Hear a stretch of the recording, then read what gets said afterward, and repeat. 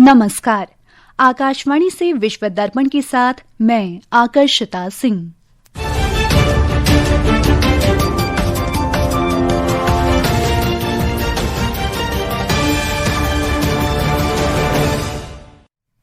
रूस के राष्ट्रपति व्लादिमीर पुतिन 23वें भारत रूस वार्षिक शिखर सम्मेलन में भाग लेने नई दिल्ली पहुंचे।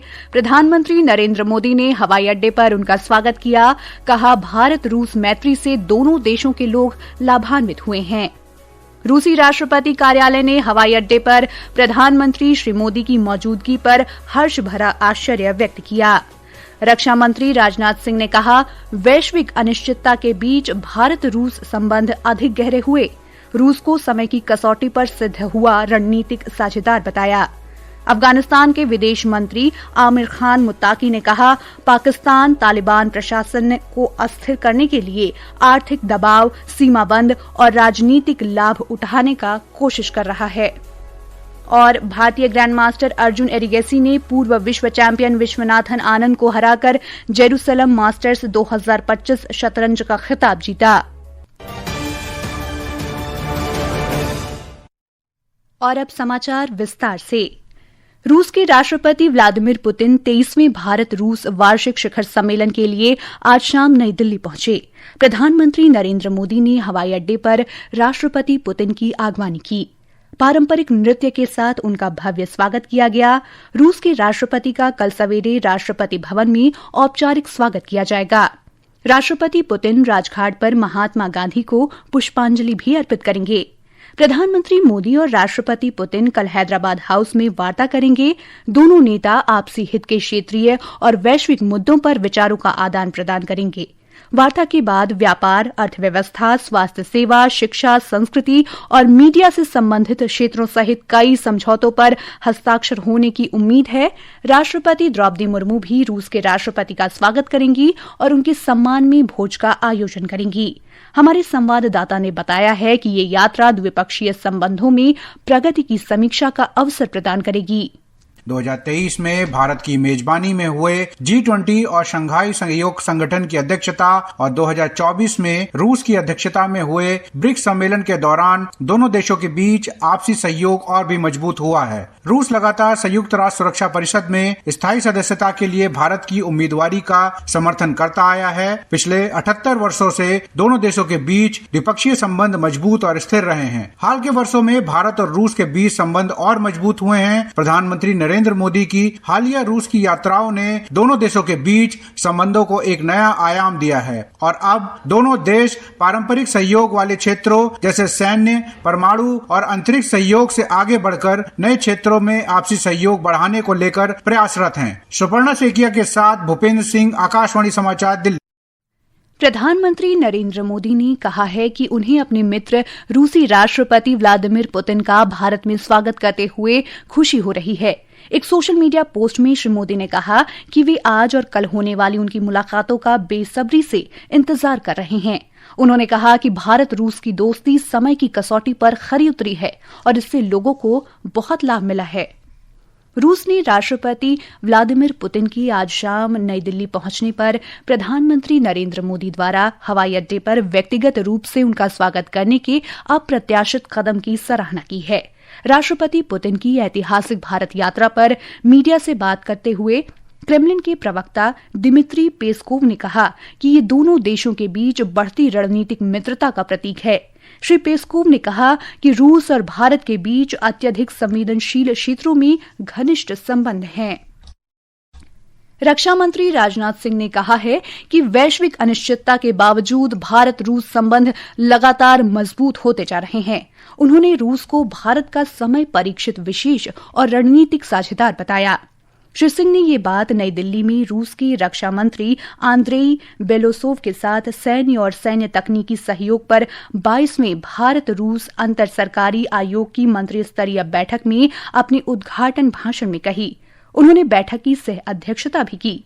श्री सिंह ने कहा कि भारत रूस के नेतृत्व वाले यूरेशियन आर्थिक संघ के साथ मुक्त व्यापार समझौते के लिए वार्ता शुरू होने का स्वागत करता है।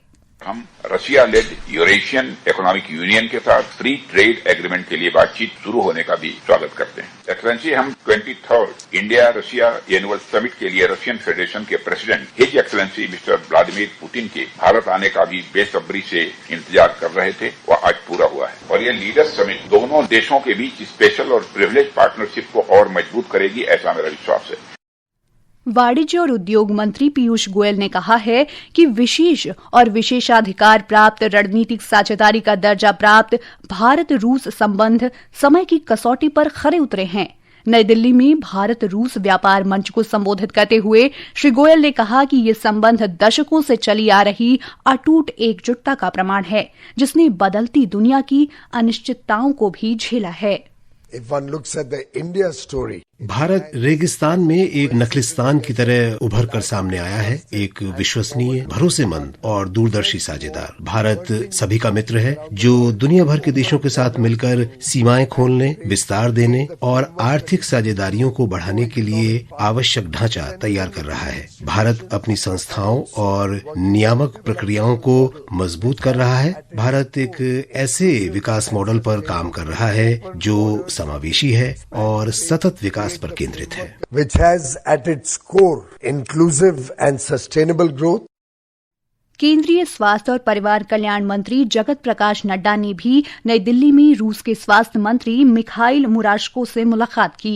एक सोशल मीडिया पोस्ट में श्री नड्डा ने कहा कि उन्होंने स्वास्थ्य क्षेत्र से जुड़े विभिन्न मुद्दों पर चर्चा की और स्वास्थ्य क्षेत्र में द्विपक्षीय सहयोग तथा साझेदारी बढ़ाने पर सहमति भी व्यक्त की। विश्व दर्पण समाचार आकाशवाणी से प्रसारित किए जा रहे हैं। ताजा समाचार जानने के लिए आप हमारे social media handle X @AIR News Hindi को फॉलो कर सकते हैं। विश्व दर्पण में आपका फिर स्वागत है। पाकिस्तान की जेल में बंद पूर्व प्रधानमंत्री इमरान खान ने इस्लामाबाद उच्च न्यायालय में एक याचिका दायर कर 3 दिनों के भीतर अपने चिकित्सा परीक्षण और जांच कराने की अनुमति मांगी है। एक रिपोर्ट।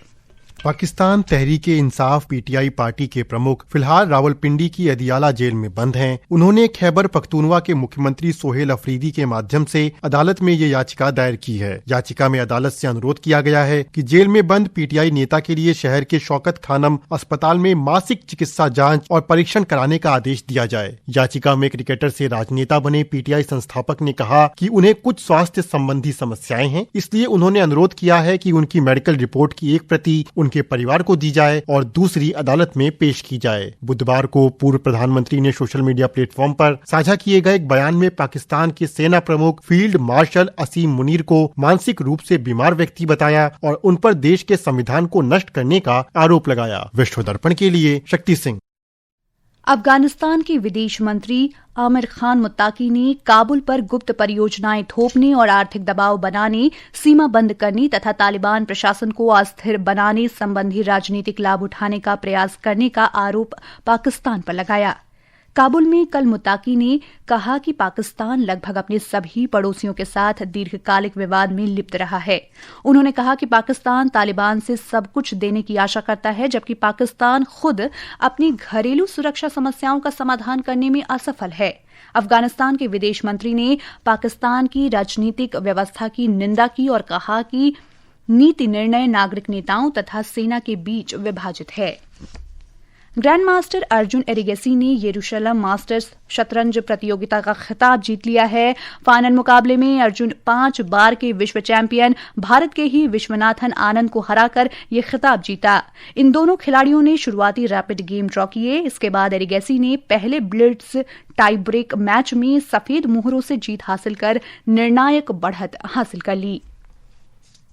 और अंत में मुख्य समाचार एक बार फिर।